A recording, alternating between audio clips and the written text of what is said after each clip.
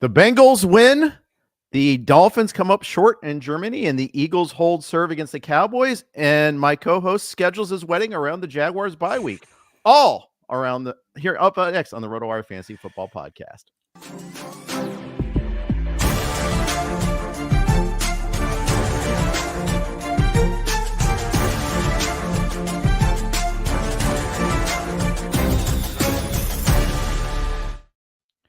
Hey, everybody. Welcome to the RotoWire Fantasy Football Podcast. Jeff Erickson here with Nick Whalen, the newly married Nick Whalen. Congratulations, Nick. Had a good wedding weekend? Fantastic wedding weekend, Jeff. Thank you for asking. We'll do the full recap on the RotoWire Relationships podcast, yes. Which you can find in your feed. Just search RotoWire. But no, it was great. It was great. Yeah, wedding was on Friday, so I was still able to get home Saturday, rest, recover, catch some great college football games Saturday night, watch NFL yesterday, played a little golf yesterday morning, Jeff. So, I mean, it was a strong weekend overall. Good to see friends and family. But we're right back at it, man. Like you said, it was not intentional that we scheduled the wedding for the Jags bye week. That worked out very well. That eliminated some stress for me. But a lot to get to, man. What a slow start it felt like on Sunday. A lot of low scoring games early on. And some of those, completely flipped the switch by the time we got to the fourth quarter. Indeed. We actually had, some games lived down to the billing, and others vastly overachieved. So we'll hit all those up. But I'm going to start with the nightcap because I can. It's my podcast, your podcast, our podcast. But HOU-TB Bengals hold serve on Sunday night, and they look good again against the Bills. 2 weeks now in a row where they played elite competition and have looked really good in doing so. Yeah, they didn't look quite as good, I thought, as they did 2 weeks ago against the 49ers, which was one of the cleanest games that we've seen any team play all year. I mean, that was like the best quarterback game I think I've seen all season, and that's saying a lot. This one by CJ Stroud this week that we're going to talk about. But Burrow's back. Burrow looks like he's in control. Wasn't as lethally efficient as he was last week against San Francisco, but still looked really good on a night when Cincinnati really couldn't run the ball at all. I mean, this was pretty much on Joe Burrow's shoulders in this receiving game. And even with that being the case, even with Buffalo, kind of knowing by the end of this thing that Cincinnati was going to have to beat them through the air, he was able to do it. 31 of 44, 348, 2 touchdowns. Yeah, we've been waiting for the T. Higgins breakout. I think he's officially back. We saw signs of it last week against San Francisco. I mean, he just missed breaking off a couple for even longer plays. One of them probably should have been a touchdown. You could tell he was upset. But on a night when Jamar Chase was held to 4 for 41 on 8 targets, this is why the Bengals are so dangerous, because they have one of the best number 2 receivers in the league. And this was another reminder game that Tyler Boyd is and has been for a while now the best number 3 receiver in the NFL. Yep. And they discovered a tight end in Tanner Hudson, who heretofore had been just a rumor in their offense. Irv Smith got his first Bengals touchdown. Drew Sample had a touchdown where it was such a well-schemed play. They had no idea. He came out of the backfield after, chipping a blitzer and then just snuck out, and they didn't bother assigning a guy to him. And why would you? Except the Bengals. Now you will. Now that's out there on tape too. It's out. It's available. They came so close to hitting Chase on a deep ball. It could have been a better day for Chase, but Buffalo prioritized trying to stop Chase. Said we're going to make everybody else beat us. And honestly, they left a lot of points out there. After the interception, they had that weird stuff on a quarterback sneak on second and 1, and then a penalty after that. And they ended up getting no points on that whole series when they were down to like the Buffalo 20. It could have been even better. Bills are dangerous as always. They got the score and the 2-point conversion late, and you're like, hold on to your butts. But then they never got the ball back, and that was a beautiful thing. Yeah, this Bills defense, just does not really look like itself, right? We've seen some signs of this all season, but losing Milano, losing Trey White, Von Miller, not being anything close to what we remember him as has really hurt them. And like you said, this could have been worse. That deep ball, that was just a bad throw by Burrow. That was his one kind of big mistake on the night. I mean, Jamar Chase had 2.5, 3 steps on that defender. And if that's laid out there a little bit, he's probably walking into the end zone. Still almost came down with it, by the way. Landed really hard on his back. There's a moment there where you're like, all right, please get up. But still went up and had a chance at a 50-50 ball. Just a nice play by the defender, but that was underthrown a little bit. Would have essentially been the final nail in the coffin. So, but that that's a good sign, I think, in some ways for Cincinnati, where it kind of felt like they played almost a perfect game last week against the 49ers. And, there's going to be some degree of a come down when you play that well. But for Cincinnati to do this again, not have its best game and still win comfortably at home, it says a lot about the direction that they're headed. They have a tough schedule the rest of the way, not a lot of gimmies for the Bengals. I don't know what we do with the Bills at this point. They're 5-4, Jeff. I mean, you only get so many of these. All right, we could throw that one out type of games. It feels like they've already used up all of them and then some. Currently not in the playoffs in the dreaded if the season ended today analysis, which it is not ending today. But they have a tough schedule coming up too. And that's kind of the point. Their defense had more injuries last night. Poyer got hurt late in that one there. We'll watch to see his status. He had like 11 tackles in this game. Josh Allen, I mean, he started off that first drive in beast mode and went like 4 drives in a row without doing anything through the pick. They took away Gabe Davis from him completely. 2 targets. The interception was when Davis got targeted. They were looking for Kincaid a lot. Kincaid, they got unlucky. That fumble was just a kind of a fluky, lucky. I wouldn't say lucky. It was a really good play by Pratt to dislodge it. Unlucky for Kincaid because he was already falling down. I mean, it's not like he needs to do a better job protecting the ball. It was like it was a Luke Skywalker shot, which you wouldn't understand about Star Wars. It was just like so unlikely that he was able to get such a clean hit on the ball. It just happens. Yeah. But the point is they're targeting Kincaid a lot. And like the NBC graphic last night showed that they have lots of success when they target him too. So expect more of that to continue. Yeah, we started to see it last week with Dawson Knox going out, and they just continue to hammer it home. I think he's going to be kind of the midseason version of Sam Laporta in a lot of ways. I think those guys were comparable coming out of the NFL draft, and I think Laporta was in a better immediate situation, and that started to pay dividends faster than Kincaid. But now after this, I think there is a chance that he's a borderline top 5 tight end the rest of the way. There's still always kind of weird stuff going on at the tight end position in fantasy. Your guy Taysom Hill had another big week. He has. I think Taysom Hill embrace that. I actually picked him up in a league where he was tight end eligible this week. I was amazed he was available.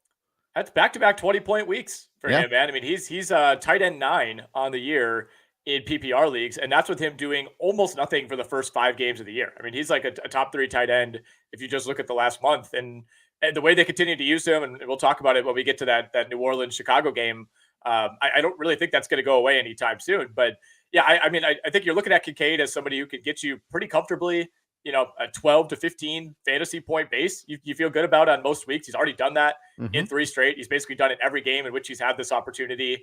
And, Buffalo still kind of feels like they're missing a true number 2.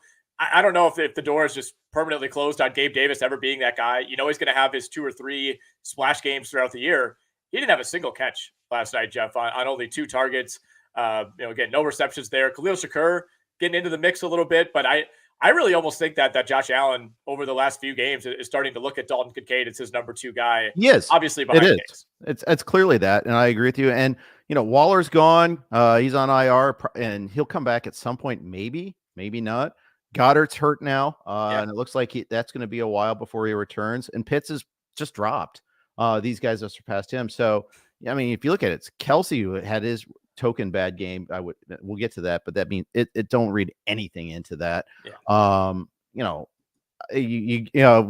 think there's Kittle still, there's Andrews still, and there's Laporta. Laporta's already entered that conversation, but Kincaid's right there.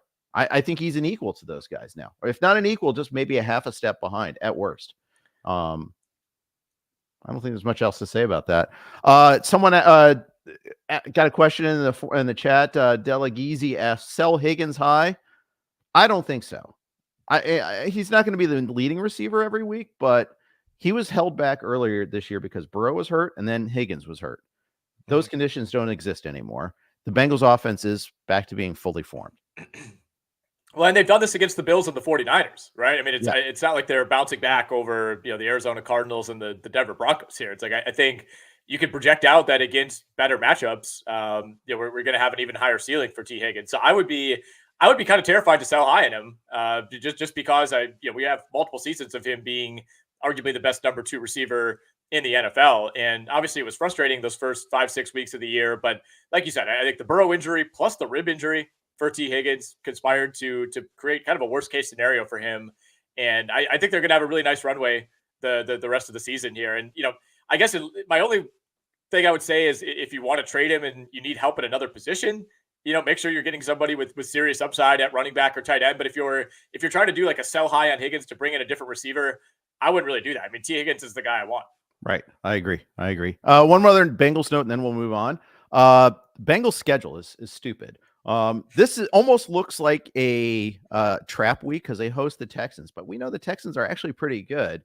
But after that, at Ravens on Thursday night in short rest, then hosting the Steelers, then the Jaguars. It's just there's no break. It's just this is the break, and I fear that a little bit. But I also think they're a well-coached team, so I don't think you're going to have too much of an overlook problem. But even the best teams have it. I mean, the Chiefs had it against the Broncos 2 weeks ago against and they had a little bit of a overlooked game, and it caught them. So I think they're going to be guarding against that pretty heavily this week. I don't know what the line is yet, so don't tell me, but I just know that they might be the chalk survivor team this week too. So we'll see about that. Let's move on. Let's talk about the Germany game. Let's talk about that because once again, the Dolphins step up in class and they come up short. They took a whole half to warm up offensively. There's a fluke play there on the Tyreek Hill fumble 6. Huge play in this game, massive play in this game because they were going in looking like they were going to score. But all game, they just couldn't hit the big plays that they usually hit. Yeah, this is now 0 for 3 for Miami in these spots. And, granted, 2 of them have come on the road against Buffalo and Philly. One at a neutral site where it kind of feels like a road game. I do think, if they were getting some of these big ones down in Miami, maybe they would have a better chance to capitalize. But I think if you're Miami, this one is especially frustrating because the other, Philly and Buffalo, those games kind of got away from them. The defense let them down. They got into shootouts, and obviously you'd expect Miami of all teams to be able to keep up in that scenario. But this was not the defense this time. I mean, Kansas City had like 50 yards of offense in the second half, and Miami just could not capitalize. Like if you had told them going in, hey, you're going to hold Kansas City to 21 points, and all 21 of those are going to come in the first half, you would say Miami wins that game, 8, 9 out of 10 times? Yeah, absolutely. Yeah, it's really frustrating. I do think we focus so much on Kansas City and the offense, and it certainly did not look good this week. I'll tell you that. I think they were really lucky to escape with this win. I don't know. And some of the third down play calling, bizarre. I mean, it reminds me of what the Jags were doing early in the year. It's like you got third at about 6 inches, and if you get it, the game's over. And what do? You run this like weird kind of, I wouldn't say trick play by any means, but this kind of one option passing route where there's 3 Miami defenders blanketing Travis Kelce. I mean, you got Isaiah Pacheco. That's one of the number 1 running backs I want in the league in that situation. And if you look at how Miami was lined up, they weren't prepared for a run up the middle. They were not prepared for a potential Mahomes sneak. I know he doesn't want to sneak anymore. I get that. But it feels like they're being a little too cute. I know the absolutely. Personnel. Yeah, well, the personnel is part of the issue as well, more so than it was in years past. But yeah, I mean, the Chiefs have gotten themselves in trouble over the years. Almost, it seems like just running plays out of boredom. And now is not the time to be doing that in a very key 3rd and 1 late in the game. They were lucky to escape. The Dolphins end up, threatening to tie this game late and then kind of shooting themselves in the foot. The game ends with this weird, wacky, bad snap, sacked situation. But Miami absolutely had a chance to tie it late if they had not committed a couple key penalties and taken some losses. Yeah, for sure. I mean, the play before where Tua underthrew badly open Cedric Wilson. It's been speculated it was a slip. Other people said it was a miscommunication. I thought the ball got tipped at the line. I mean, that was just one of the worst throws you're going to see all year. I'm sure there was some reason for it, but I mean, that was like 15 yards underthrown. Yeah, it was. And it's just emblematic of this game. Yeah. Both teams are on bye now. They take the bye after going to Germany. So we'll see, how they bounce back. But Kelce had a miserable game. He was their 8th leading receiver in terms of yards. And it's not because somebody else went off either. That's the weird thing. Very weird game. Just a weird game all around. LaMichael Pirine got a carry somehow. Sure. Jerick McKinnon got a touchdown, and Rashee Rice got a touchdown. Mostert did all of his production in the second half. He was having a miserable, no good, awful day. And then after a penalty, Yeah, after a penalty saved their drive, Chris Jones took a terrible penalty. Mostert converts right after that with the touchdown. I mean, if it weren't for that penalty, we might not even been talking about the end of the game there. I mean, that Jones penalty just saved that drive. Awful play, by Chris Jones. And at the time, Miami was picking up momentum, and you just felt like the Chiefs couldn't do anything. I said they had like 50 yards of total offense in the second half. It was actually 46 yards for the Kansas City Chiefs in the second half of the game. I mean, it was they were going punt rate offense for a while. We had 7 consecutive punts at one point near the end of the first quarter and into the second quarter. And then the one really big play, I think, that ended up essentially winning this game for Kansas City. It felt like at the time it was the levee breaking on what was going to be a blowout. Little did we know the Chiefs wouldn't put up any more points after this. But Tyreek Hill fumbling, getting stripped, the ball pitched back on the return. Yep. Lateral to Cook, who took that all the way for about a 60-yard touchdown. And that fumble occurred just on the edge of the Kansas City red zone. So huge flip there. And much like the Kincaid fumble in the Cincinnati Buffalo game, that was one that really felt like a backbreaker at the time. Yep. I've often been told you should eat your vegetables before eating the main course, or let alone dessert. But I'm going to go right to Houston, Tampa Bay anyhow, Nick, because, oh my God, there's the lead story. CJ Stroud. What a day.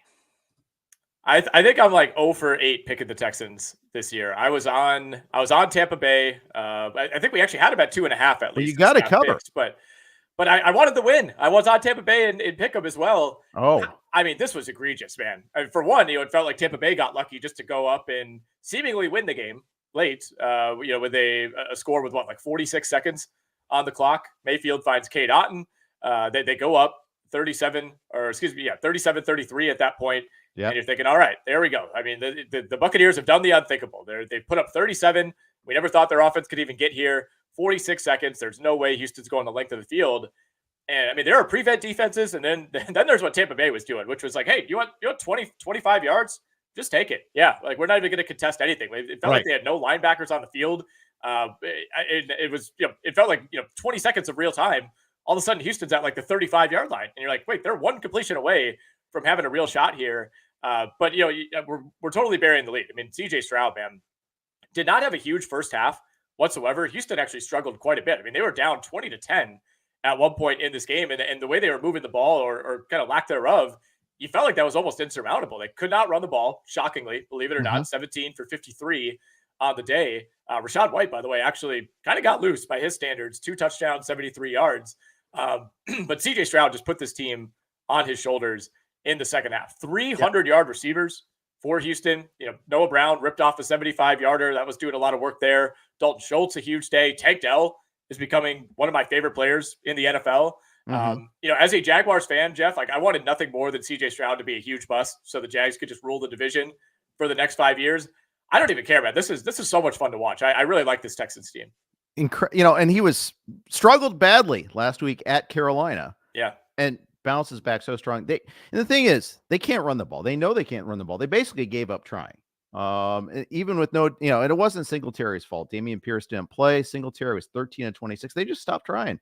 42 passes, 470 passing yards. Just what a day for Stroud. Hidden hero, Wisconsin's own Dare Ogunbowale, with the field goal to put them up 33-30 after their kicker got hurt. Yeah. I mean, that's huge. It's huge. I mean, and they knew down the stretch, okay, well, they didn't kick the extra point late, which cost us the cover, by the way, because we got the line at 2.5. But they didn't want to risk like a blocked extra point, 2-point conversion. Yeah. And that was the smart play, but it ticked me off nonetheless because I wanted that cover. I'm 9-4, Nick, and I should be 10-3. Should be. There's no such thing as should be, by the way. Hey, look, man, we went 4-1 in the Circa contest this week. And the one loss was the New Orleans Saints with Blake Groupie banging one off the upright with about 2 minutes left that would have given us the cover. So we're not a groupie, that's for sure. I feel you on that. I feel like this is not the first time that he's done this to us. But yeah, I mean, I don't have a whole lot else to say about this game. I mean, it was certainly did not expect to get almost 80 combined points out of these two teams. No. Coming into the week, I was thinking like, this could be a 1st-24 type of game, and turned into one of the most fun games of the entire season, not only the week. But CJ Stroud, it just feels like has, I guess, fully arrived at this point. And, maybe you'd want to see a little more consistency. Like you said, we kind of forget that he looked terrible last week and lost to Bryce Young who, meanwhile, like right after CJ Stroud has this game, Bryce Young is throwing 2 pick sixes and looking bad, in a blowout loss for Carolina. But I mean, CJ Stroud is on pace for like an all-time rookie season by a quarterback, well ahead of some of these guys that we think of as the best quarterbacks in the league. So it just kind of makes you wonder, like, where do we go from here? Right. I mean, it's still pretty shocking to me. Like nobody's surprised that CJ Stroud's like a good rookie quarterback. I didn't think it would be to this level with this team. Right. I mean, this is a best case scenario. Yeah. 5 touchdowns, no picks. I mean, hardly any incompletions. Noah Brown, 6 targets, 6 catches, 153. Dalton Schultz, 11 targets, 10 catches. Dell's the one guy, it's kind of boom or bust. He had 5 non-catches on his 11 targets. Still, I mean, it's spreading around. Okay, Nico Collins gets loose early, gets the touchdown. They try to take him away. Okay, fine. We'll go to everybody else, and it works. It's dangerous there. So we'll see what happens against the Bengals this upcoming week, but that's pretty big. On the Bucs side, the one disappointment, you score 37. They score 37 points, and Chris Godwin was 2 for 16. Like, come on. I really don't need to see more Cade Otton, but Cade Otton had 2 touchdowns, 6 for 70 on the day too. The fact is, it worked. Again, I mean, we can gnash our teeth at that, but the Bucs put up 37 points. You can't complain about their distribution when they score 37 points. Yeah, they were dealing with some shorter fields than Houston throughout the game, like 37 points, and they only had like 330 yards of total offense, which is not terrible. But when you're putting up 37, you're expected to be in or above 400 range. So that was part of it. But yeah, just a kind of a dud day for Chris Godwin. He did play 58 snaps. He led all receivers and really all skill players in snaps for Tampa. So it wasn't like there was an injury here or they went away from him for any reason. Just a strange distribution for the Buccaneers. Even Mike Evans, 4 for 87. That's great. Looked like he had a touchdown at one point, ended up being reeled down at about the 1 yard line. But as we all expected, Jeff, it was a Rachaad White and Cade Otton day for Tampa. Yeah, naturally there. And Rachaad White's looked good. He looked good in the Thursday night game the week before too. Baker Mayfield's fine. He's solid. He's not going to be great. He's not going to like outright win you games, but he's not outright losing games either. So, let's move on because we got a lot to cover, and I know you got a hard out today. So, Baltimore and Seattle. This probably won't take very long, actually, because this was a total utter squash. I think we can say all the superlatives about Baltimore at home, especially in a cross-conference game. This game was just non-competitive from the word go. This is very similar to the Detroit game where they crushed them. They got their scores, and if it weren't for one turnover by the Ravens, one fumble by Lamar, I mean this game could have. And I think Odell put one on the ground too. I mean, I think, but for those, I mean, this could have been even worse. Yeah, it was 2-2 in terms of turnovers. Both of those were fumbles for Baltimore. 515 to 151 was the total yardage split in this game. Seattle, 6 first downs, 1 of 12 on third down for the day. Meanwhile, Baltimore, 29 first down, 6 of 13 on third down. I mean, it could have been worse. It truly could have been much worse. I mean, Baltimore, I thought, kind of called the dogs off by the end of the third quarter. I mean, it was Tyler Huntley playing most of the fourth quarter for the Ravens. You talk about frustrating fantasy days. Ravens dominate a game. This was about as lopsided as any game's been this year. Lamar Jackson, 187 passing yards, 60 rushing yards. You'll take it. No touchdowns. No touchdowns of the 37 points put up by the Baltimore Ravens. So that was a bit of a disappointment, but good to see Odell Beckham getting involved. I mean, it was Tyler Huntley who threw the touchdown to Beckham late. I believe that was the last score of the game for the Ravens. Other than that, Mark Andrews did his usual thing, 9 for 80. But it was all about the ground game for the Ravens. 41 carries as a team, 298 total yards. Keaton Mitchell played 14 snaps and had 138 rushing yards. He basically touched the ball every time he was in the game. I think this was kind of the coming out party for him, and I expect him to be one of the more sought-after waiver wire options that we've seen all year. Is this an HN situation where he's just so good that he's going to force the issue? I think it is. I said the exact same thing to Brandon Kravitz on his show earlier today. It's like, it reminds me of what we dealt with in Miami. And, I was the one that was saying, pump the brakes a little bit. I'm a little concerned with HN. Like, I think Mostert and, Salvin Ahmed, those guys are going to be involved. I mean, I'm not making that mistake twice. I think Keaton Mitchell is the guy you want to own in this Baltimore backfield. We'll have our guy, John McKechnie, noted Ravens fan, joining us on Sirius XM tonight. I'm curious to hear his thoughts. I know he's been thinking about Mitchell coming off of IR for a long time. much like the Miami situation, though, Jeff, I do think we still see plenty of Edwards and Hill. It's just a matter of, can he pull the HN? And even if he's only getting a third of the carries, can he still, rip off a few big ones and turn that into big time fantasy production? Because if you look at the snap splits from yesterday, I mean, Justice Hill played 48 snaps. Gus Edwards and Keaton Mitchell each played 14. Like, I don't know that just completely reverses after 1 week. Yeah. And I think this is also the nature of the blowout. I mean, it was Mitchell got a lot of carries in the fourth quarter, where obviously they're not going to expose Edwards as much. Justice Hill still got 13 carries. I mean, it's not like he disappeared. It's just that Mitchell adds an element there that they didn't otherwise have. He's just a lightning guy. I will say this about, all the positivity about my Bengals. The Ravens are still 2 games ahead of them. Yeah, with a win, head-to-head win in pocket. So as happy as I can be, everything is pointing to a playoff game in Baltimore later on, and it's their sweet revenge after last year. We need to be talking about Baltimore as one of the elite teams in the league. That's my takeaway is they're right there. I mean, we lifted the Detroit win. We're like, is this a one-off for Detroit? Yeah, probably it is. And they proved otherwise. I don't think it's true for Seattle, but I think the real takeaway is Baltimore is just that freaking good. I think they have a very strong case right now to be the best team in the AFC, right? I mean, obviously Kansas City, kind of gets the cachet of being the Chiefs, but if you're just taking what's happened on the field this season, and especially for the last month, Baltimore to me is very clearly the best team in the AFC. The point differential would lean that way as well. I mean, they're plus 115 on the year. I mean, no other team is even close to that at this point.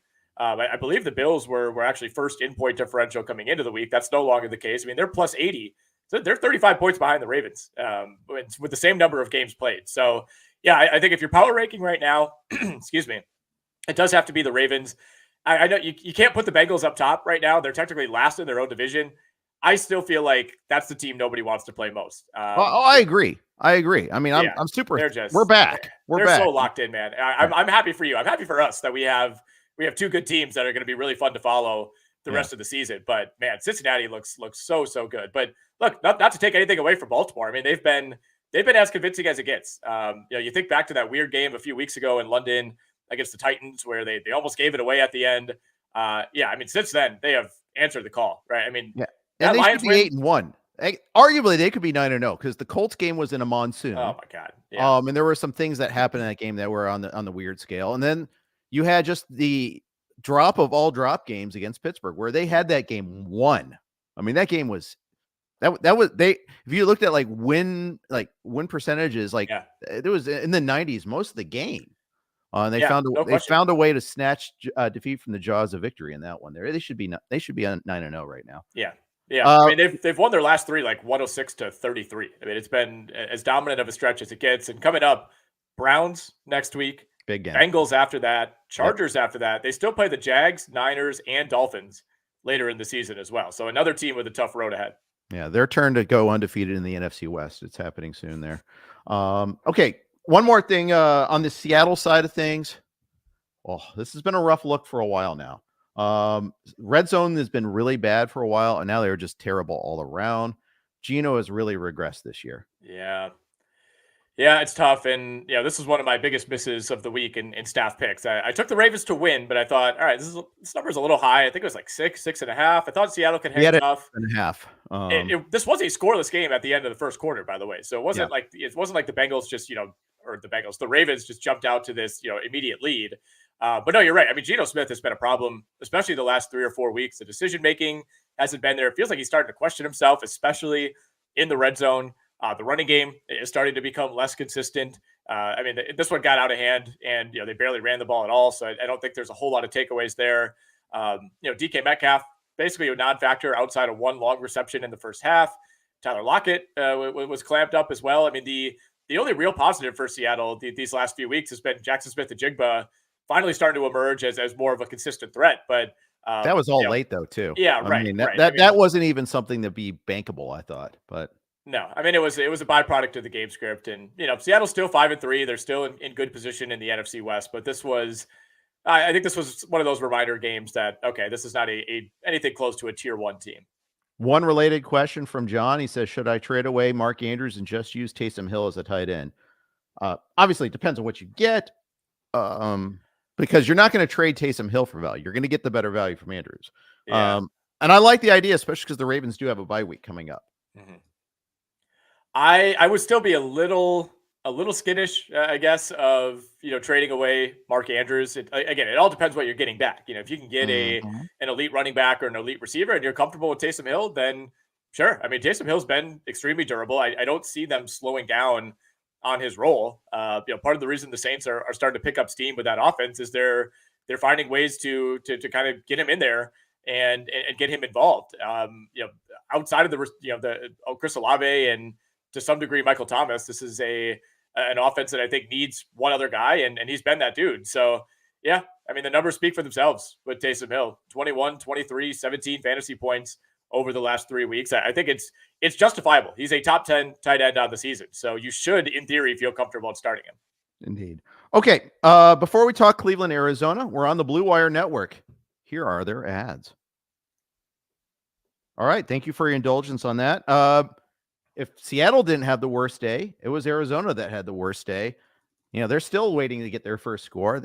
This was a total squash defensively. I mean, the Browns offense was nothing. I mean, nothing that impressive, but it didn't matter because Arizona under Clayton Tune was just out of tune. They had no chance of scoring in this game. I feel like we built this entire pod around that line. Just for this moment in life. Yep. My whole life was built for that. In Clayton Tune's defense, Jeff, he did lead the Cardinals to 1.2 yards per play. They had 58 total yards 58 total yards on 48 total plays. Oh. That was terrible. I mean, this was the worst offensive performance of the year, save for perhaps that Giants game last week with the -9 passing yards. But at least the Giants have Saquon Barkley, who can put the offense on his shoulders and at least kill some clock. I mean, this was a bad game. This was a very bad game. If you were watching Red Zone yesterday, it almost never popped up.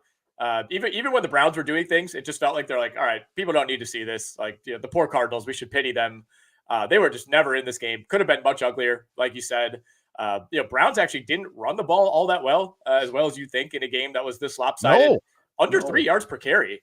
I mean, Jerome Ford, 20 for 44. Kareem Hunt, 14 for 38. So they actually had to rely on the passing game probably a little bit more than they wanted to. But luckily, Amari Cooper was there for some big plays, 5 for 139 and a score. We didn't even mention Deshaun Watson, somewhat surprisingly to me at least, came back at quarterback this game. Looked fine, but it was all about Arizona just being completely overmatched. And meanwhile, the guy they traded away is leading the Vikings to an unlikely win over Atlanta. Yeah, well, both teams had traded away this guy, so there was that. They had that in common. It was funny. I had the Browns in Survivor this week in Circuit Survivor, and so I every once in a while I'd go to that game just to sweat it a little bit in the first half. They're like, oh, that's 7 rushing plays in a row on this drive, and I'm like, so I was like, okay, they're going to have some pretty good stats. And I come back and I look at the actual stat line, I'm like, what? What did I miss? I mean, it must have been the one drive where they had a couple of effective runs.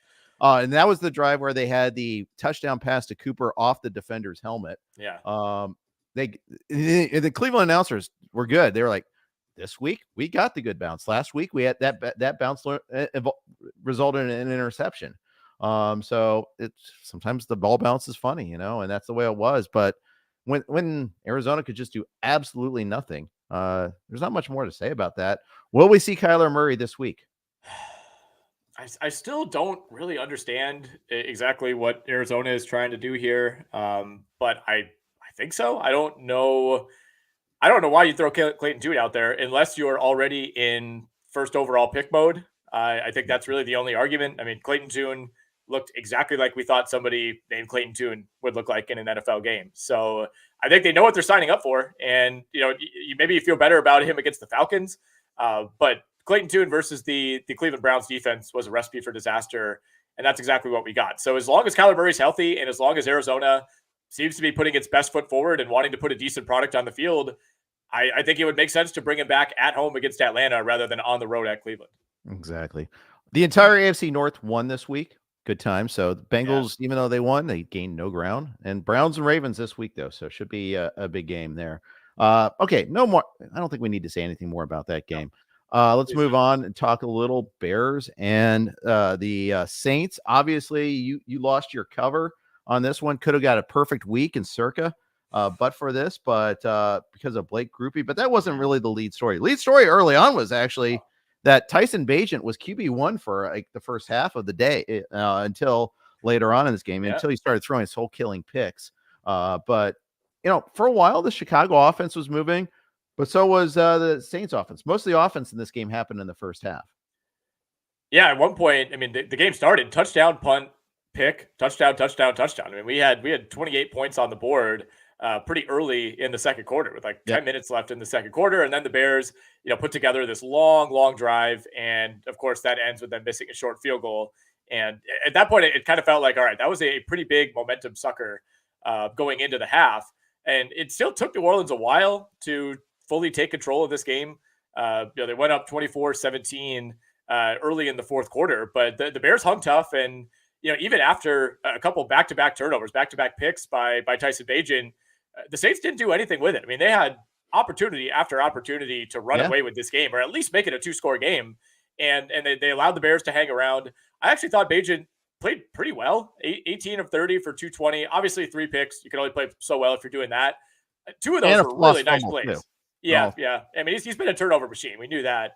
But a couple of those picks were really nice plays. Paulson Adebo played really well for the New Orleans Saints, had a nice diving interception over the middle. But this is what you're signing up for with Tyson Bagent. You see the flashes of why he could be a somewhat exciting young player. But, ultimately, I think he's just one of those guys that 5-10 years down the road, we're still going to be talking about, in the same way that we mentioned like Nathan Peterman. You're like, wow, I can't believe that guy started NFL games. Yeah. I think he's kind of a poor man's Gardner Minshew. Yeah. He's got his scrambling ability, but he also has mistake ability. I think he's better than Peterman, but that's the damnest stuff. That was I should retract that. That was disrespectful to Tyson Bagent. That's the faintest of faint praise, though. I mean, come on. But yeah, you're right. Deonta Foreman looked good, 20 for 83. It was clearly him over Johnson. And Darrington Evans got 1 carry. At least he didn't steal a touchdown this time. Cole Kmet with just a beautiful catch on one of the 2 touchdowns he had. Derek Carr kind of disappointing, I gotta say. Only 6.2 yards per attempt, 211 yards. I was kind of thinking this was a funnel sort of game. Your defense nets you 5 turnovers and you only put up 24 points. It's still this defense. I mean, this offense isn't really all the way there. They didn't turn the ball over themselves, but I kind of, like you said, I want them to put away, to do a better job of putting them away. This game could have even been closer. Cairo Santos missed a chip shot at the end, right before halftime too. It's pretty tough to win the turnover battle 5-0 and get outgained by quite a bit, run fewer plays, lose the time of possession battle. I mean, New Orleans did not play well. The Bears handed the Saints this game. And obviously I was somewhat joking about losing that cover, but they had a 47-yard field goal to finally go up 2 scores. Finally, they're in field goal range. Can't hit that. And then, of course they were set up for another field goal late. And unfortunately converted a 3rd and 2 and were then able to kneel it out. But had they not converted that, we might have had another opportunity at it. Regardless, it doesn't really change my opinion on either of these teams. I think we know New Orleans plays down to its competition. It feels like once every 3 or 4 weeks, they'll show glimpses of why we think this is the best team in the NFC South. But ultimately, I mean, they're close to like Falcons, Chargers territory in terms of teams that you have no idea what's going to happen week to week. Yeah. These were the overwhelming top 2 choices in Circa Survivor, the Browns and the Saints. And Browns over 50%. 3rd week in a row, we've had just the total chalk. But we also had alternate chalk because the Saints were like 35%. I think I'd feel better of having used the Saints now than having used the Browns. I would rather have the Browns going forward. I think they're a better team, even though they got their own offensive flaws too. Yeah, the Browns do still play at Denver and at the Rams, and they play the Bears games, later in the year. I mean, Browns at home, I'm fully comfortable with. Browns on the road, not so much yet. Yeah, I think that Bears game in December is when you would want them. But I mean, that's 6 weeks out at this point. So I hope and pray that you're still alive. I feel like it's been pretty much smooth sailing. You've been nailing these so far. You've been a chalk monster. That's all. I mean, that's nothing wrong with that. Yeah, there's still about 1,200 still left out of in the contest, though. So not too many souls were lost this week. Let's move on. But before we do that, let's talk Circa. We were already talking Circa Survivor. Get ready for the ultimate big game parties at Circa Resort and Casino. Super Sunday is in Las Vegas this year.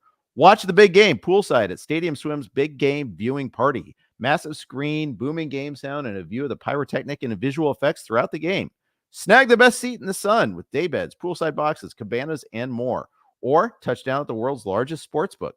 Circa Sports for the Big Game Bash. 3 stories of football glory featuring a $78 million pixel screen, not dollars, but 78 million pixel screen. It's truly a sight to behold. It's awesome. Nick and I have spent plenty of time at Circa over the last 2 years. Highly vouch for it there. Book your seat with a variety of reservation options, including bottle service, open bar, stadium-style food, and more. Don't miss these legendary viewing experiences on February 11th. The big game. Parties only at Circa Resort and Casino. Reserve today at circalasvegas.com. I am here with Nick Whalen, the recently betrothed Nick Whalen. Congratulations again for that. Congratulations to the Vikings for pulling off a miracle win in Atlanta on this one here with their basically third quarterback, which is really their second one. But he didn't even know the players' names, let alone the plays. Somehow he had to step in after, and then we're talking about Joshua Dobbs after Jaron Hall got concussed. And Joshua Dobbs was balling out there. Man, I first of all, I want to thank our guy Adam Thompson for bookies.com for reminding me very kindly that we should never trust the Atlanta Falcons, and talking me out of potentially using them in the contest this weekend. I still took the Falcons in most of my picks this week, mostly because I thought we were going to see Jaron Hall, and I think I even wrote in my article, it's like my biggest fear here is that Josh Dobbs comes into the game, because that's not good news for Atlanta. And of course, was it late in the first quarter? Jaron Hall went out early second. We see Josh Dobbs, and he's been on the team for like 72 hours. He's there's video of him on the sideline, like practicing his cadence with the center to be like, hey, here's how I talk when I want the ball snapped. And they're like, okay, yeah, man, sounds good. And he goes 20 for 30 for 158, 2 touchdowns, got the legs going as well. 7 for 66, had a couple long scrambles that were huge late in this game. Conversion, absolutely. I love this Vikings team, man. I thought last year we talked a lot of sauce about them. They were winning games they had no business winning. This team is not that good, and yet they're 5-4, and they might have the inside track now to the 7th spot in the NFC playoff race, which is absolutely crazy. I don't know who's going to get that. Nobody in the NFC South seems to really be putting their hat in the ring, and Atlanta is one of those teams. I mean, my God, man, this team is it's Atlanta and the Chargers as the two most frustrating teams to me, talent versus results. Yeah. And at least with the Chargers, like there seems to be, like things out of their control, coming down from the heavens that are altering games for them. Like the Falcons, I just watched this team and it's like they're doing this to themselves. Like it's so stupid. I mean, oh my goodness, it's so frustrating. This team is just awful, man. It's awful to watch. Yeah. Jonnu Smith jet sweeps at the goal line for the win or the loss, as the case may be. Yeah, they got the sack fumble like at the 2-yard line, the 1-yard line, and couldn't punch it in. Bijan didn't touch it once in that sequence. Now he did lose a fumble in this game, so I get it a little kind of bit. And Algier's okay, but my goodness, you spent a 1st-round pick on him. If you're gonna, it's one thing to say, okay, maybe he's not that great. We're overhyping. You spent a 1st-round pick on him. You spent a 1st-round pick on Pitts. You spent a 1st-round pick on Drake London. London's hurt this week. They were, he had to sit out this past week. But Galaxy braining this every single week. They had the one big play to Jonnu Smith. I mean, they had that huge drive at the end of the game where the running game was actually working. Algier had some good runs on that last drive, and they're like, okay, well, their formula worked again. Here we are, gnashing our teeth. Okay, Arthur Smith's justified. Okay, see, they won. You can't say stuff to them when they win, but guess what? You didn't win. Too bad. Haha. Yeah, the defense let them down at the end of this game, really for the 2nd straight week. They were completely unprepared, completely embarrassed by Will Levis a week ago. We saw a much different result when they went up against the Steelers on Thursday night. And they, like you said, they actually put together one of their better drives of the season. That go-ahead drive, and where it was Tyler Algier just battering ramming his way time and time again. But they left too much time for Josh Dobbs, just a little bit over 2 minutes. Never really even felt like that drive was in that much peril until the Vikings were already deep in Atlanta territory. They faced a 4th and 7. That's when we saw the 22-yard scramble by Joshua Dobbs to get them all the way down close to the Atlanta 10-yard line. And at that point, you felt like the floodgates had broken. It was inevitable at that point. Yeah. Right? Did you have any faith that Atlanta was getting a stop there? Like, hell no, man. Like this defense, some of the numbers would indicate that they're playing a lot better than last year, but this is 2 weeks in a row where you're in such a great spot. You're catching Will Levis, the Titans' 3rd-string quarterback in his first start. You're catching Josh Dobbs when he doesn't even know any of the signals or know the plays, and you let the Vikings put up 31 points, man. I am done. I am done with the Falcons. I think we've been done with them for fantasy and for other reasons for a while. But just in terms of being a team that, I mean, you're not going to find two better spots back to back, and to lose both of those games straight up is, it's unconscionable by Arthur Smith. I mean, this team is just not where it needs to be. Taylor Heinicke's going to start again next week. And Cam Akers for the Vikings ruptured his Achilles tendon again. Second time. He's probably done. He's certainly done the rest of this year, but we'll see if he can ever come back from that. Watch out for TJ Hawkinson's status too. He took a shot to the ribs, was clearly in a lot of pain, did come back into the game, played the rest of the game, but that's something to watch for as we go forward too. Let's move on to the next game on our list. And that game is going to be the Packers and the Rams. We got to talk. This is your eat your vegetables game right here. Yeah. My goodness, man. What a win for the Green Bay Packers. Man, this was a bottom three, like, ugliest game of the year, no question. And I thought Brett Rippon would give the Rams a little more juice. You know, he was 2-1 as a starter in his career. Like, he had some successful game management like appearances. He was awful. He was very, very bad. It was clear the Rams had almost no faith in him. Just very basic play calling by LA. They were not very aggressive.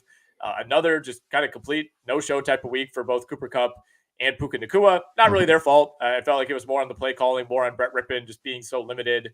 But it doesn't really change my opinion of Green Bay. I didn't think the Packers played very well either. No. It felt like the scheming was a little bit more creative. The touchdown from Love to Musgrave was a really nice play.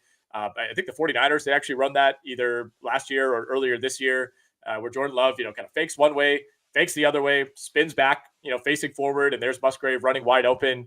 Other than that, though, I mean, Christian Watson did do the unthinkable, Jeff, and catch a contested ball for the first time all year, and also suffered like 3 injuries somehow on that play. So he's back on the report this week. We'll see if he plays in Week 10. Green Bay did not play well. The Rams just played worse. Yeah, I mean, Love's efficiency numbers, 8.8 yards per attempt, is pretty good. But he did take 4 sacks also in this one here too. Aaron Jones got a touchdown, got untracked. That was nice to see. I was listening to Joe Dolan on Sirius XM Fantasy, and if you're on the road during, like I was driving home from Phoenix, it's great to listen to this, guys. It's the radio version of Red Zone, basically. And he called this game the hide the quarterback game, and I think that's a pretty accurate way of describing it. Yeah, that's a really good way to put it. Green Bay did a lot of its work on the ground. Aaron Jones, not very efficient, but 20 carries. That's just all Packers fans want. You want Aaron Jones carrying the ball 20 plus times. Typically, the Packers tend to win those games when that happens. AJ Dillon actually I thought looked okay. Was being a little overused late, but had some long runs by his standards. But yeah, I don't have a ton here. Good bounce back, I suppose, for the Packers for Jordan Love. I did see a stat which is pretty jarring and pretty surprising to me. But obviously last year, Green Bay through 8 games was 3-5. And this year's team has put up 15 more points than the Packers did to this point last year. So as horrendous and terrible as this season feels, it was somehow worse last year with Aaron Rodgers. Week 1's doing a lot towards that, I think. Yeah. But so it goes. All right. Washington, New England. This is this is kind of a defensive battle in the second half. New England had the big run from Stevenson, but then we saw Dotson take over late, get that 1 touchdown. I think Washington's defense just picked up in the second half, basically. Yeah, this was one to me that was a total toss-up. It was one of the Nick Whalen stayaways of the week in my Beating the Book article. And I think a lot of people were on New England this week under this belief that Washington, they've thrown in the towel, right? Psychologically, when you trade away 2 of your best defensive players, what message does that send? I didn't feel like there was that big of a drop-off, maybe because it's New England, although they didn't sack Mac Jones a single time in this game, and Sam Howell was sacked 3 times, which is pretty low for him. Right. So yeah, the pass rush did take a hit, but you forget that Washington, it's not like they lost any pieces on this offense. And, they jumped out to an early lead, immediately blew that lead. They were down 14-10 at half, but they came out with a better plan in the second half. New England could not do anything on offense. Just a reminder that a team could trade away 2 starters on the defensive side of the ball and then still go into Foxborough and beat the Patriots. Like that's where they are right now. Yeah, that's right. Brian Robinson coughed up a fumble, but also, which was part of New England's run. Right after that fumble is when Stevenson broke off the 64-yard run. I think they need to find even more ways to use Stevenson. 9 for 87 in running, and then 4 for 42 in the passing game. Washington is throwing shorter targets. I saw a tweet that Washington threw more behind the line of scrimmage the last 2 weeks than they have all year, and that's try to cut back on the sacks. And it's worked. He's been, Hal's been sacked 4 times in the last 2 weeks. Mm-hmm. Hal still managed 325 passing yards somehow. Didn't feel like it. No. But you see, like, oh, there's Byron Pringle getting 55 receiving yards. What? Okay. Sure. Why not? Jamison Crowder didn't do much in place of Curtis Samuel, only 4 for 23. Yeah, and Demario Douglas, everybody's trendy pickup. Mine as well, went 5 for 55, only 7 targets, same number of targets that Juju got, and similar production too. Yeah, those were very clearly the guys. I mean, they were really the only receivers that felt like they were consistently factored into this game plan. We saw a lot of Ramondre, a lot of Zeke, some Hunter Henry as well. But it's pretty clearly to be Douglas and Juju, the guys that you want to be targeting. If you're in deeper leagues, Juju just not a whole lot there. He only played 23 snaps actually, but was pretty involved on those 23. Douglas though played 53 out of a possible 64 snaps, which is a really good sign for him. So maybe didn't get the immediate return that you were hoping for if you went out and grabbed him. He was a popular pickup this past week, but I think there still are some encouraging signs there long term. Yeah, there are. Jalen Reagor got 6 targets and shockingly only converted 1 of them. Wow, that is shocking information. Shocking if true. Indy goes into Carolina, wins comfortably in this one here. This is the Bryce Young referendum game as far as I'm concerned. Yeah, man. Bryce Young made some good throws. I don't think it was, you see the 3 interceptions and it's hard to dance around it. I mean, it wasn't great. It wasn't great, especially the second pick 6 of the afternoon for Kenny Moore, who had 2 of them. That was just a pretty basic screen pass where I don't know if Bryce Young, if his height was an issue there, if he wasn't able to kind of see the defender on the weak side, but kind of threw more of a bullet as opposed to a lob that he needed in that situation. And that was big. I mean, the final result, indicates that the Colts dominated this game, which they did to some degree, but the Panthers were picking up some momentum. They were driving at that point and looking to make that a 1-score game. And with the way Indy had been playing on offense, I mean, they had punted like 3 or 4 possessions in a row. They couldn't really do much at all in the second half. At that point, you kind of felt like if Carolina could punch this in, like this could get pretty interesting at home. Crowd was starting to get into it, but yeah, that second pick 6 put them down 27-10, and at that point it was pretty much over. Tough look for Bryce Young, especially what CJ Stroud had did like 2.5 hours earlier. Yep, exactly. I think there's still time for Bryce Young, and he did go 5 for 41 on the rushing side of things there, but yeah, it's tough. Adam Thielen was limited to 29 receiving yards, and I think that teams have adjusted their coverage to kind of shut him down a little bit. It was a disappointing game for Mingo, who had been getting so many targets before. He was 1 catch for 5 yards on 4 targets. Some of this is, that Young didn't have time. He had 3 picks and 4 sacks. I mean, that'll go a long way towards kind of killing any sort of momentum. Chuba Hubbard dominated the carries, 16 carries to 6 for Miles Sanders. They tried to establish in one series in the third quarter, and it was actually sounding pretty good, according to Carolina announcer, radio guys. But then, there's another time where he dropped a pass that killed a drive. That's the sort of thing that's not much hope there still left. Michael Pittman got banged up in this one too. I'd watch out for reports on that. Taylor Josh Downs did leave that game. You're right. Good call. And he came into the game banged up too. I wouldn't be surprised if he sits this week. Taylor was not very efficient. 18 for 47. Did have the receiving touchdown, but he was only 5 for 22 in the passing game too. Yeah. But he dominated the workload. That was the takeaway. Yeah, he just didn't look explosive to me. I had him going in DFS. I used him in prize picks, took the more on his rushing yards, and yeah, it felt like he was consistently getting ankle tackled or one kind of broken tackle away from looking more like Jonathan Taylor. But yeah, really, I mean, you take away like a 13-yard run and he had like 17 for 30. I mean, it was ugly. It was 1-2 yards on a lot of carries for both he and Zach Moss. But like you said, we saw it's about the split here. For one, on the Carolina side, 46-18 in favor of Chuba Hubbard, talking snaps in that backfield. And then for the Indianapolis Colts, 45-13 in favor of Jonathan Taylor. Yeah, exactly. Let's move on to the marquee afternoon game. Philly Dallas lived up to billing, at least in terms of how close it was. The game of inches, really. I mean, it was stopped at the, stepping out of bounds on the 2-point conversion, getting a knee down on a potential touchdown on a 4th down, getting stopped short of the goal line on the final play of the game.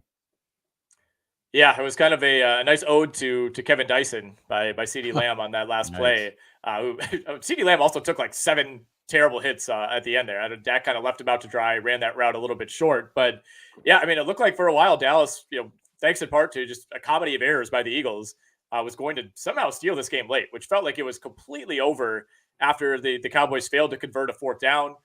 Really good coverage by James Bradbury. Maybe could have been a flag. That's certainly not getting that call at Philadelphia, but I thought it was good coverage. The Eagles took over on downs with 117 left, and just couldn't move the ball. Obviously, you're in kind of conservation mode at that point. They had a near fumble by DeAndre Swift that would have given the Cowboys the ball with about a minute left at the 30. But even after punting, get a long pass interference call. That was just bad. You can't be doing that at that point in the game. That gave Dallas life. But yeah, you're right. I don't view this as a game. Like I saw a lot on Twitter. It's like, oh man, classic Cowboys can't win the big games. Like I actually think, considering the circumstances here, Dallas played pretty well. Should have won. Going on the road at Philly, having so many fluky things not go your way. You mentioned the 2-point conversion. You mentioned the touchdown. Like in real time, both of those look good. And then it's twice you have very similar replays taking points off the board. Devastating, of course, for Dallas to come this close, but. I thought all in all, I think if you're the Cowboys, you say, look, if this game's in Dallas, we're the team that's winning 28-23. I still think these teams are really evenly matched. Yeah. A lot of penalties in this game. Both teams committed 10 penalties. Eagles seem like they just came up with time and time again the penalties in the secondary. Roughing the passer was mixed in there too. They did a lot of things to help. Dallas outgained them by over 100 yards. Philly's offense was struggling late. And Hurts got hurt again right before halftime, gutted it out. In fact, if they called a timeout and he came back in to do one play before halftime, but Mariota was warming up on the sideline for all intents and purposes. It looked like, okay, he's going to have to sit out. Dallas Goedert got hurt, broke his forearm. He's going to be out for a while. CeeDee Lamb was awesome, but for falling short of the goal line there at the end. And Tony Pollard still hasn't scored since week 1. Yeah, man, the Tony Pollard thing, I feel like we haven't talked about that a whole lot. And I saw our pal Mario Puig, dredging up some old tweets of his saying that, look, Tony Pollard's awesome in a limited role. You ask him to kind of be the guy, and I'm not sure he can handle that. And Mario was certainly correct about that. A few weeks ago, we were, talking about what do you do with CeeDee Lamb? Do you try to flip him? Is there a way out? And he's now gone 19, 41, and 28 fantasy points in PPR leagues over the last 3 weeks. He is wide receiver 5 on the season, behind only Tyreek Hill, AJ Brown, Stephon Diggs, and still Puka Nacua, who's holding on. But there is no bye week yet for Nacua. So CeeDee Lamb is right. 5th on aggregate fantasy points with a bye in week 7. Yeah, Eagles, Dolphins, Chiefs, and Rams on bye in week 10, though. So that will even out pretty quickly. We got one more game to cover, but first, real quick, RotoWire is proud to partner with Splash Sports for the 2023 fantasy football season. Splash Sports empowers gaming commissioners to earn by creating contests. Commissioners can set up their contests, add their style, and enjoy the evolving Splash Sports platform for customized preferences. From daily to season-long contests, Splash Sports caters to various playing styles, such as DFS, Pick X, and traditional Survivor. And unlike traditional sports books, Splash Sports pitch you against friends and family, not the house. Splash goes beyond betting, a space where friends can connect, strategize, and share in the excitement of sports. RotoWire will be running weekly DFS tiers contests on Splash Sports all season. Can you beat the RotoWire experts? Visit rotowire.com/splash to enter today. All right, we saved the worst for last. Well, maybe not the worst. One of the worst. Vegas just utterly destroying the Giants. Worst because Daniel Jones had a non-contact ACL injury where it looked like he was pre-hurt before that, and they kept him in the game. Brian Daboll, I think, screwed that up a little bit there. All the love that Daboll, all that credit he's gotten, I mean, he's on the hot seat now. He is, and the Giants are going to struggle to win another game the rest of the year. I think that's fair to say. Yep. They play the Commanders, they play the Patriots, they play the Packers. Like the schedule's not even that difficult, and they're going to be in trouble because I think what we saw yesterday is indicative of what Giants fans can expect going forward. I mean, it's basically down to Saquon Barkley and everybody else. We'll see how much time Darren Waller ends up missing, but coming into this week, that felt like they were talking about as a multi-week injury. Oh, he's on IR. He's on IR, so at least 3 more games. Okay, yeah, at least 3 more. I mean, could be more beyond that, right? I think if they're if they're 2-11 at that point, what are we even talking about? So yeah, their season's pretty much over. Even with the bottom of the NFC being so bad, it's hard to imagine them crawling back into this. Tommy DeVito looked significantly better than he did last week. Well, we'll give him that. He had like 180 more passing yards. He was in the positive. We'll take that. Had a late touchdown to get the New York Giants on the board. Early. I think it was early in the fourth quarter. I was watching the game kind of passively at that point, doing some work on the NBA side, and whoever was calling this game called that like it was like a game tying or game winning touchdown.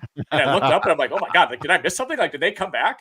So I wanted to give a shout out to whoever that announcer was for scaring me and thinking that I lost my Las Vegas Raiders cover. But this is all about the Vegas side, right? I mean, we there's always 2 ways this could go. When you fire a coach in season, it's either a catalyst and the players rally around someone like Josh McDaniels being out of the building, someone who, if you read some of the receipts coming out of the Raiders over the last week, I don't think someone that was beloved. I think someone that the players were happy to see go. And man, did they rally around him, man. I mean, this was about as well as this could have gone for the Raiders, considering they fired their coach, their offensive coordinator, and their quarterback, and their general manager all in the last week. Yeah, and all the stories coming out burying McDaniels too is pretty funny. The Raiders also played hide the quarterback. They didn't ask O'Connell to do much. He didn't.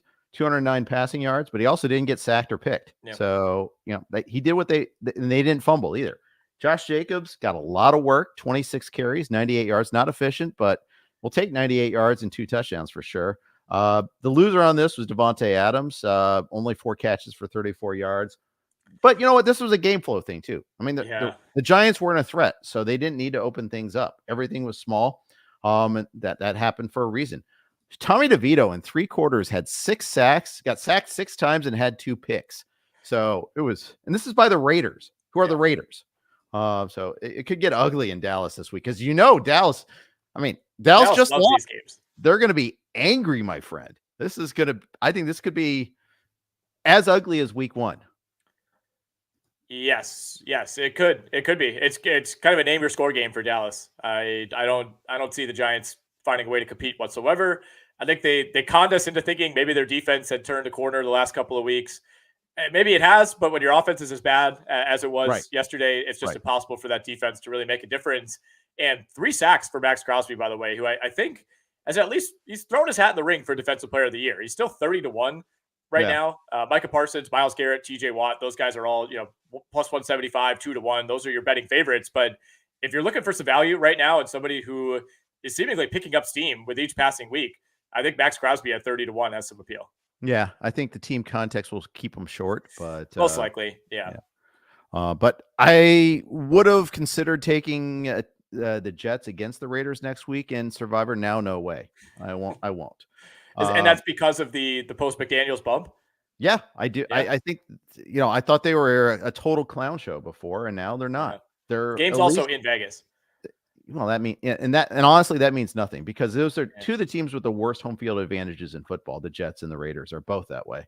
Mm-hmm. Although I think the Jets defense in Jersey is pretty darn strong, but lots of teams have gone into both of those stadiums and beaten them. So I can't really give either of them any sort of credit. All right.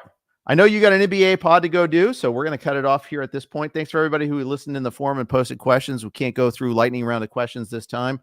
But hey, thanks for tuning in. Thanks for downloading the podcast, sponsoring, and thanks to Circa and Splash for sponsoring us.